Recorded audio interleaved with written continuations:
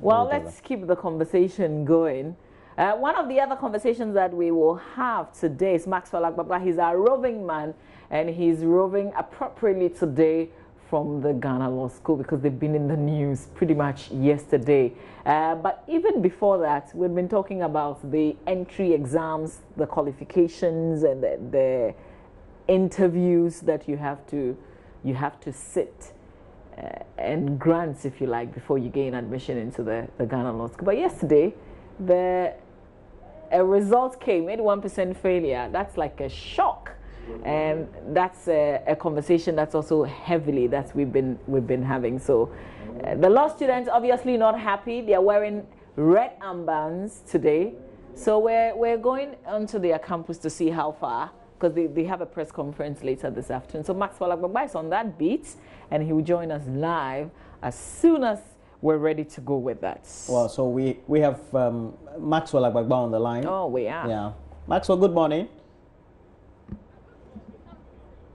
Maxwell, good morning. Maxie. Maxwell. Let me try. Maxwell Agbagba live from the Ghana Law School, Makola campus. He's joining us. Maxwell, if you can hear us, take it away. Yes, Mama V, we are currently here at the Ghana School. You have the magic wand. Well, just to paint a picture of what is happening here in the background, I don't know if you can really see. I mean, some red flags on the gates of the Ghana School of Law. In fact, if you go inside, the entire campus has been draped in, red flags. We know students here are protesting over the mass failure of their seniors. And we have these current students here who are solidarizing with their seniors. We want to hear from them and find out what exactly it means for them to throw their weight behind their colleagues who are, protesting the results of their bar exams. I have some of them here with me. Let me start off with you. So what's your name? I'm Emmanuel Amoa. Emmanuel Amoa? Yes, sir. Why are you in red today, you want to tell us? Yes, today we are in red here as a form showing support to our seniors who failed their examination. An examination where over 500 students wrote and just 91 of them passed. That's less than 20%. And if less than 20% of students pass an examination, that means there's something fundamentally wrong. And we think that the independent examination body should be scrapped. Since this independent examination body was established, there have always been problems. And as we always say that you can't have the cure to the disease causing more problems than the disease itself.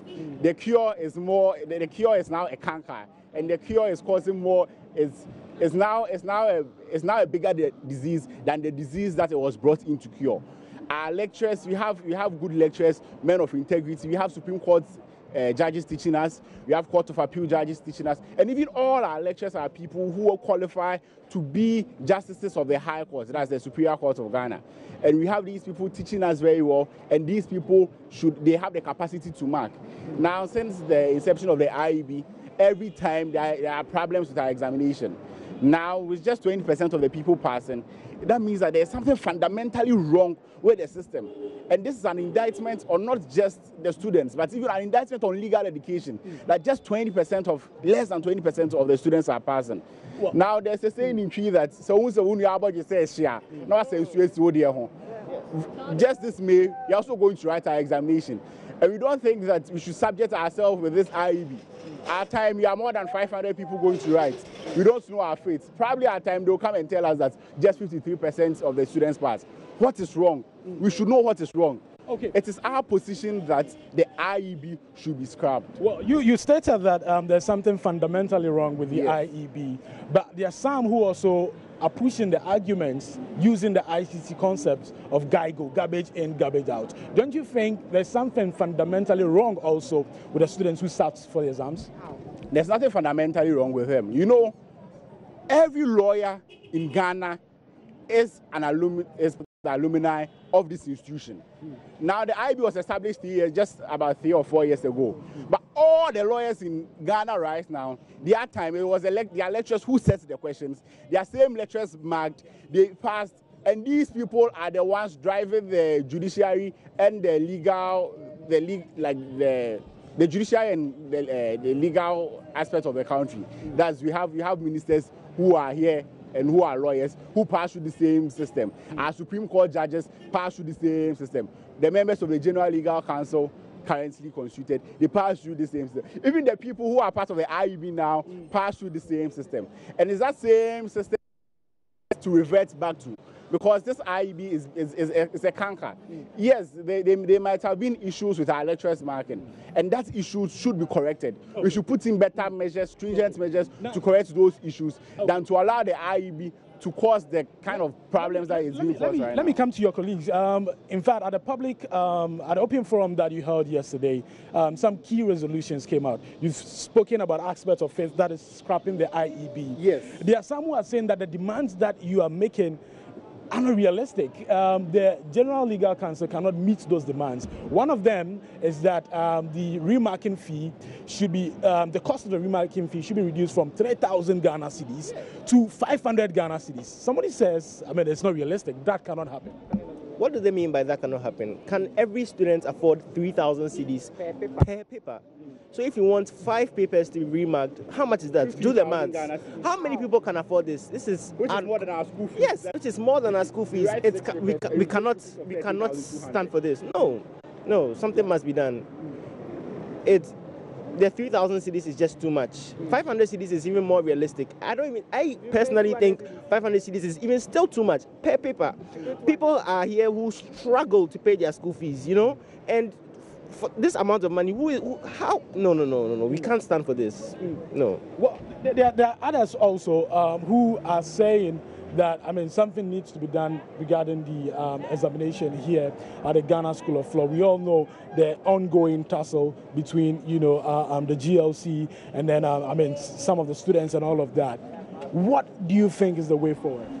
Well, I think if bringing in IEB was to make things more transparent and fair and less hassle for the student, then obviously they are not achieving their objective.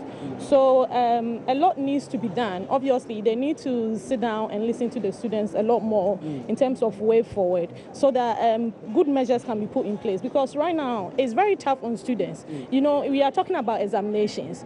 It's not under any normal circumstances. Examination brings a lot of pressure and a lot of stress on students. So for you to have this constitution that this is what's going to happen or is likely to happen, even before the exams and after the examination, it's very tough. So we all need to come together and we all need to plan and see what can be done in the near future. I think it's very important. Okay. Now let me come to you. There's another outfit also that talks about internships and then the repetition policy for the Ghana School of Law. As part of the resolutions, they are asking the exam should be written in June instead of March. And they are saying that for all the students who start and then wrote the examinations, they should be given the chance to do their internship irrespective of the outcome of the exams, whether they failed or they passed. Do you think that is fair? Yes. Now, with the repetition policy, students write 6 papers in the first semester and 4 papers in the second semester. The students who are deemed to have, per the publication, over 295 students who we are told have been repeated, couldn't pass these papers within 8 months. Now, the results have been delayed, and now we just have about 2 months to write the examination, because we are writing exams in May. So if these students couldn't pass their exams in 8 months, how are they going to pass their exams within 2 months? Now, they've missed, right now with a course like civil procedure, we are almost done with the syllabus. We are almost done with the syllabus of some of the courses. The reasoning behind the repetition is that these people can come back to classes, listen to lectures again, because probably they miss certain things. Listen, learn afresh, like they are retaking the full course, so that they can be able to write the exams and pass. Now we just have 2 months to examination because of the delay caused by IEB. Students wrote exams as far back as May last year, and they didn't receive their results. They wrote another examination, the second semester examination, in September. Their results was released yesterday, and we expect all of them to come back and rewrite their papers, including the ones they passed, within 2 months. That's absurd. So we support them when they say that even after everything has been resolved, the students who failed should be allowed to only write the papers that they failed. You can't punish someone giving the person 2 months to write 6 papers, where even when the period that you gave them 8 months to write the papers, they weren't able to pass under these conditions of the IEB. What we are fighting for in the long term is that the IEB should be scrapped. Okay, one of the many considerations, Annette, yesterday was, the possibility of a demonstration to register your displeasure as what you deem, or what you call an injustice. Do you think when push comes to shove, demonstration should be the way forward? Yeah, I'm all for demonstration. I told them to start with the demonstration, but people said no. We think we have to sit and talk with them. If it doesn't work, then demonstration will be the next step. Yeah. So I think demonstration it will be very good for us. I think demonstration, we should demonstrate now. We should even demonstrate today. Today I thought we were coming to the said you are coming to this conference now. Yeah. So let's wait and listen to whatever they have to say to us first. Then we'll think about the next step.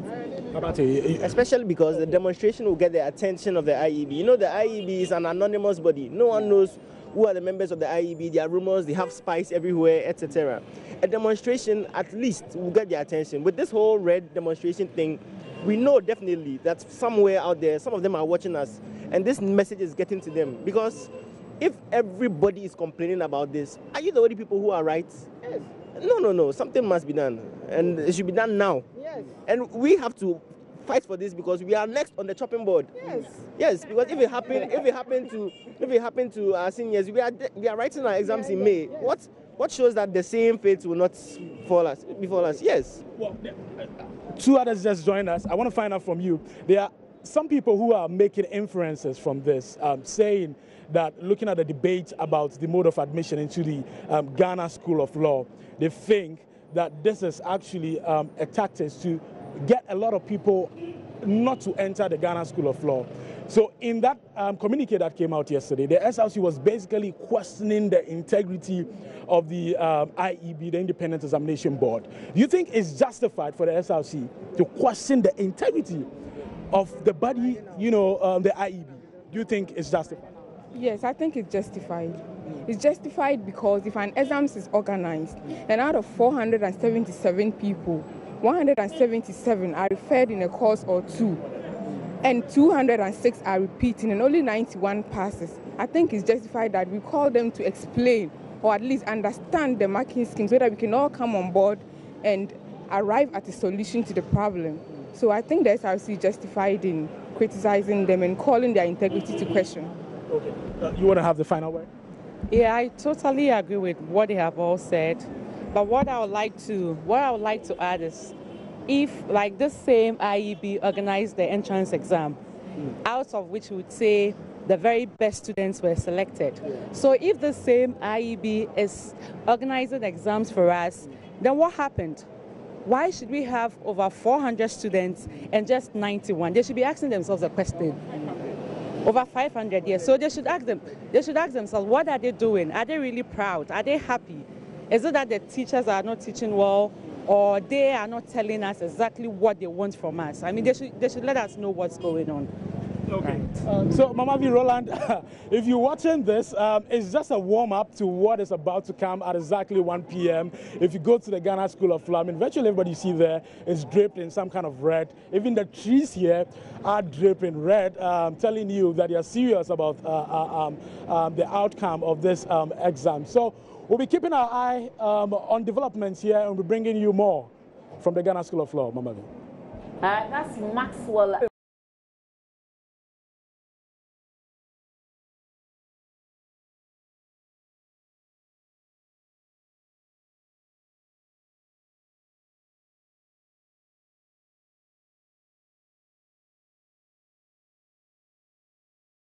Not the market itself, but from is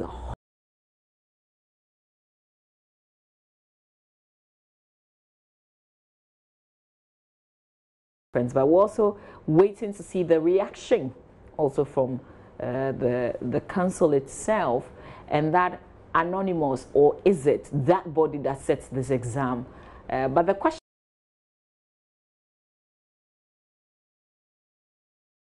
teacher, and you teach 100 students, and you have over half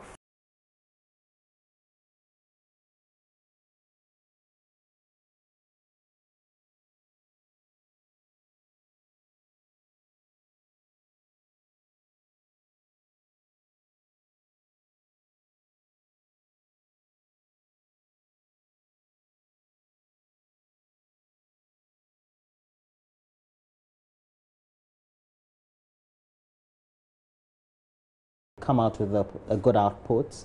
If the output is not good, it means that materials that are used in teaching them, are they not the best? Teach them, are they not of the best quality? Yeah. It means or maybe that they are cake. it means that the structures you have from the first year that they enter school, yeah. because before the children would have gotten to that level of writing,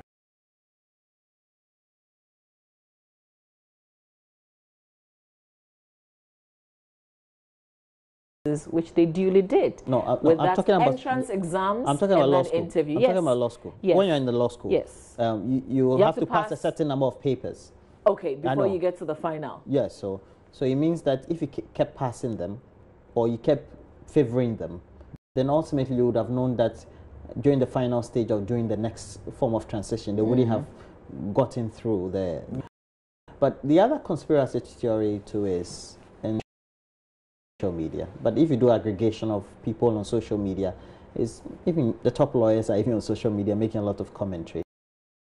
Well, this has come at the right time because the GLT had good interactions and this positioned very vociferously and saying that so this is also a point to prove that we told you the students were not good enough. Yeah. And then it means that the rest that are home are even chaff.